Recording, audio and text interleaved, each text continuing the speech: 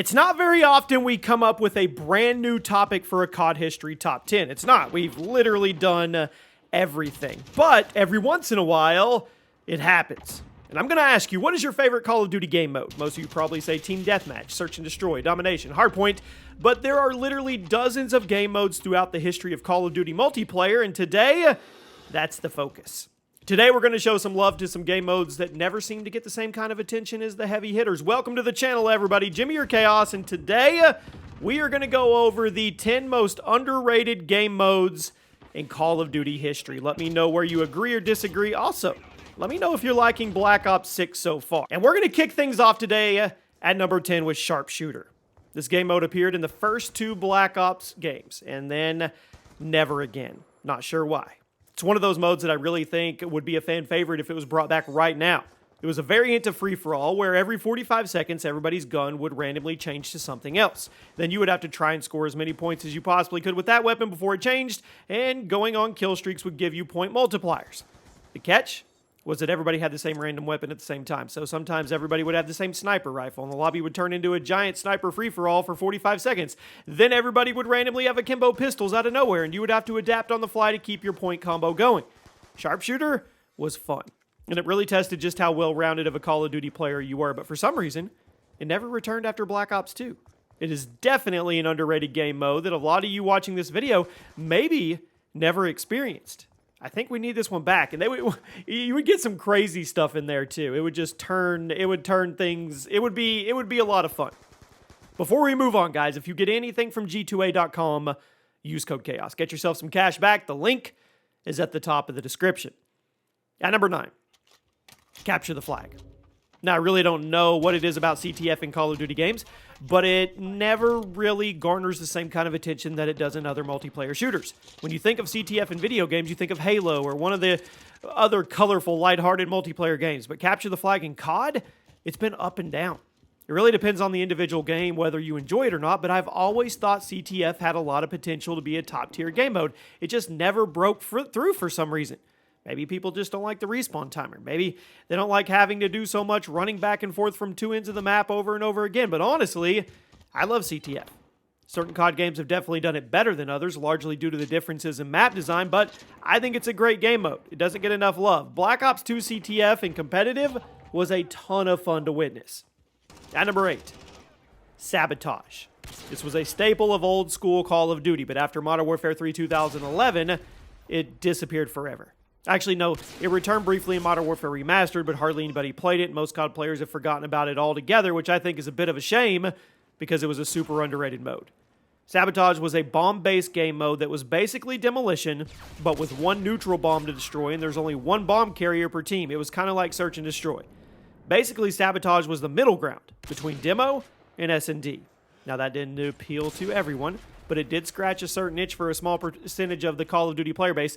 It debuted in COD 4, returned in the following 3 games, but once demo was introduced in Modern Warfare 2, most of the Sabotage community just moved over to that playlist instead because it was basically the same game mode with way more XP potential. I think Sabotage was underrated. It was like Demolition, but it had a little more strategy and team coordination involved. It wasn't quite as tense or as sweaty as Search and Destroy. I think it was that really, really happy medium. At number 7, Uplink. This was a staple game mode during the jetpack era of Call of Duty, but ever since we left those days behind, we of course left this game mode behind. Even back during the height of the games like Advanced Warfare and Black Ops 3, it was rare to see more than 5% of the player base in the Uplink playlist, so even at its most popular, it wasn't that popular, which I always thought was a shame because it was hands down the best competitive game mode in COD history, if you ask me. It really is. Uplink is basically soccer, but Call of Duty.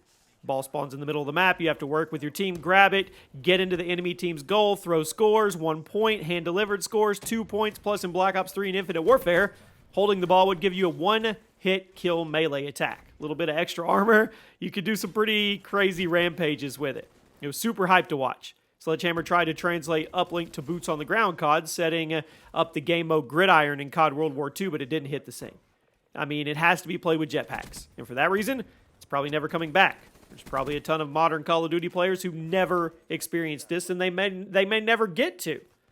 At number 6, Headquarters.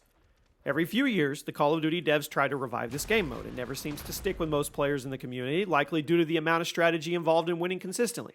I don't mean for that to sound like a dig at most Call of Duty players, but if you're looking for a COD game mode where you just run around, get a bunch of kills, and respawn whenever you make a mistake, Headquarters isn't it.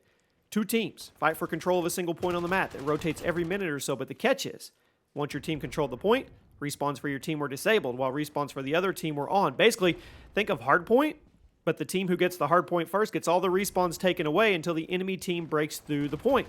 It created some very tense moments where one lone wolf would be defending the HQ with a never-ending onslaught of enemy players desperately trying to keep control of the point until it rotated to maximize the score for their team. Headquarters is definitely one of the most tense and strategic game modes in COD history. That's probably why it frequently finds itself as one of the least populated playlists whenever it shows up in a game, but I've always thought it was really, really cool. Now we arrive at the top 5. War Classic version. When the modern COD player thinks of war, they think of the mode that was in Call of Duty World War II and it was brought back for Modern Warfare 3 2023. But when old school Call of Duty players hear war mode, they are shot back to World at War. War mode actually debuted in COD 3 and then it was brought back in World at War, and it was perfect. It was perfect. Fit the tone and the atmosphere of the World War II era. 5 flags placed around the map. Basically a giant game of tug of war with both teams fighting for control of one flag at a time. Each fully captured flag would push the next active flag closer to the enemy spawn. And the first team to control all the flags, they would win. Treyarch tried to bring it back in Black Ops Cold War in the Combined Arms playlist, but it just didn't hit the same as Classic War. I believe Sledgehammer did their best to revive this in Advanced Warfare. It was momentum. Again, didn't work as well as the World at War 1. It was gritty. It was visceral. I mean, War Mode and World at War are some of the best Call of Duty multiplayer experiences ever. And most modern COD players probably don't even know it existed. At number 4, Sticks and Stones. This is one of my favorite party modes.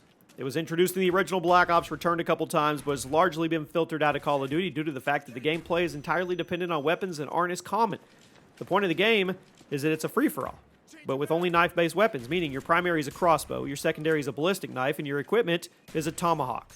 Getting kills earns you points, but killing someone with a tomahawk or combat axe in Black Ops 2 will bankrupt them, meaning you could delete all their score, send them back to 0, which could lead to some extremely tense moments. You could literally be 1 kill away from winning the entire match, and then you get combat axed in the toe, and you drop all the way to the bottom of the leaderboard, and you have to do it again.